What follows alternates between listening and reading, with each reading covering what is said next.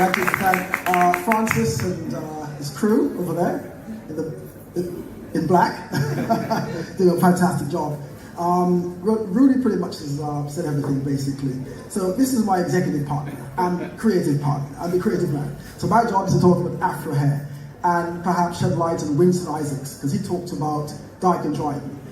So those were pioneers of the time. So as a young man, visualize a young man in 1976, young black guy, racism was rampant, and Paul mentioned sauce, which I'd forgotten about. I'll tell you a story about Paul and I later on, because I used to do his hair back in the day. And Marsha Hunt, those two things struggled with me. So here I was, a young black man looking for a job, couldn't quite fathom what I should do. Either got work in the post office, airport, banks, and I thought, no, it doesn't make sense, because if school's racist, why am I going to work back in the system? Potential. So I remember saying to my barber, I said, in Acton back in the day, 1976 it was, I said to my barber, John, can you train me to be a hairdresser, a barber? He says, so in the corner of the barber shop, his partner, Miss Olive, so very buxom Jamaican lady at the time, said to me, Derek, why did you go to the West End? It so happened, weeks later, my girlfriend went to Splinters. Remember, in those days, Splinters was one of those aspiring places you went to as a young black person. It was in the West End. Can you imagine? Guys, just visualize Mayfair in 1976. The shop was in 71. Just visualize a black shop amongst the big grandiose shops, Liberties, Harrods, Bond Street. There's a black man that had the vision to open a salon in the West End of London in those days. That's phenomenal. Winston. So guys, whenever I'm called to make little speeches or talks and soirees and seminars, I always like to mention Winston Isaacs, the founder, pioneer, point of view. There are lots of salons, but Winston took Afro hair to the next level. Right, so there I was, a young black man, 76, went to the salon with my girlfriend. She was much older than I was, and I sat there. And in the salon in the West End, I'm waiting for my girlfriend. And all I could see then was wealthy black people. I didn't think these people existed.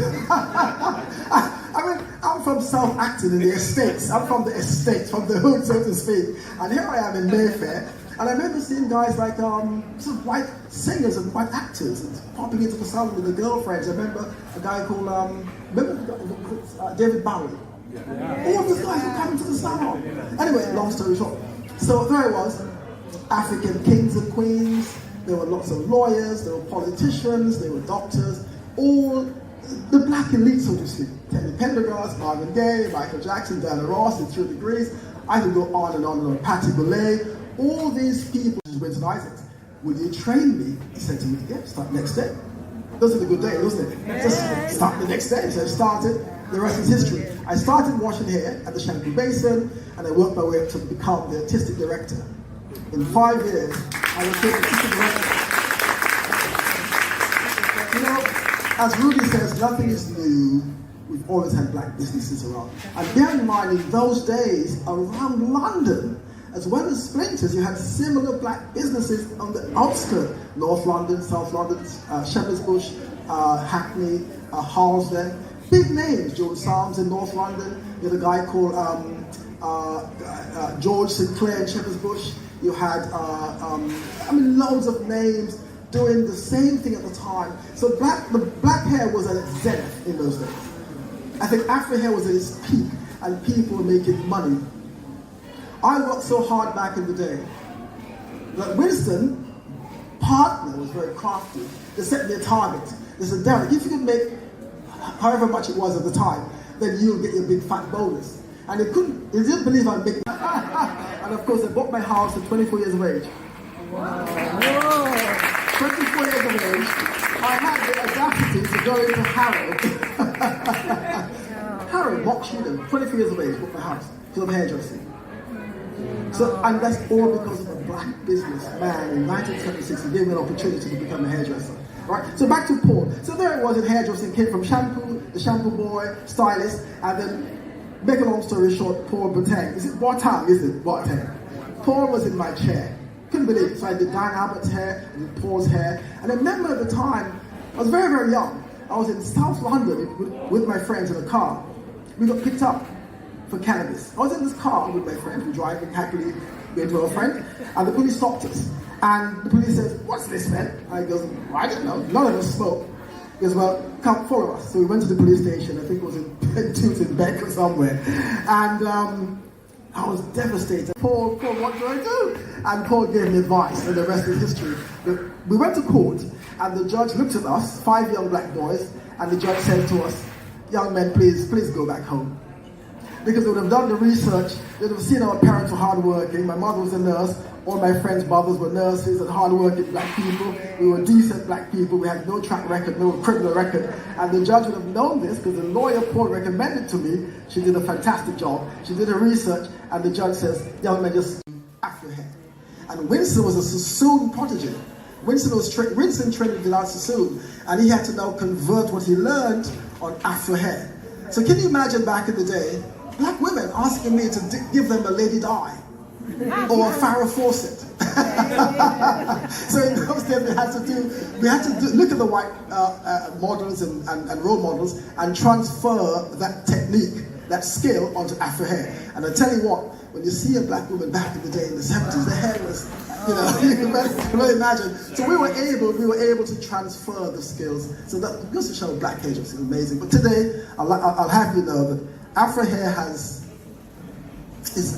very, what I call, it's in a state of trend. It's always changing. It's forever changing. Today, the biggest trend is the Afro movement. The Afro movement. And what's nice about the Afro movement, all sorts of problems by going to the wrong hairdresser to get the hair done.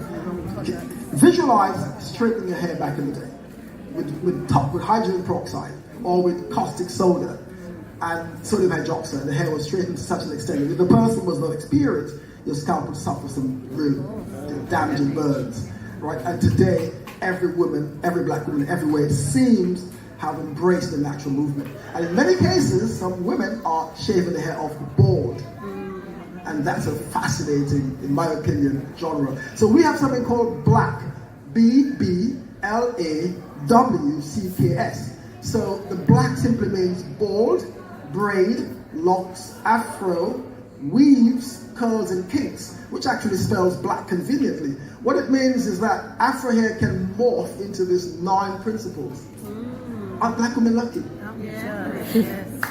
Your hair keeps the style in 9 to me. Oh, my hair is this, my hair. Are you crazy? Think of the rastas with their hair growing on their back. And I'm having people telling me, "Oh, our hair doesn't grow." Who told you that? There are rastas in Jamaica with a natural hair on their backside because they're doing the right thing. And so the reason why I say this, I understand the problem. I understand the issues, the challenges. I understand the woes and quandaries. The biggest problem for us is to explain to our clients what makes hair grow. And I tell my clients, do not look at other races as a reference point. Focus on your hair.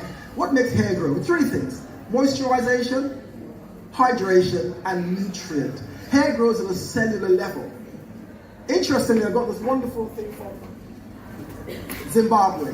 In this wonderful fruit called baobab. Anyone familiar with this fruit? Yeah. Right? It has 7 times more vitamin E than oranges. So this will make your hair grow. So on that note, certificate in hairdressing. So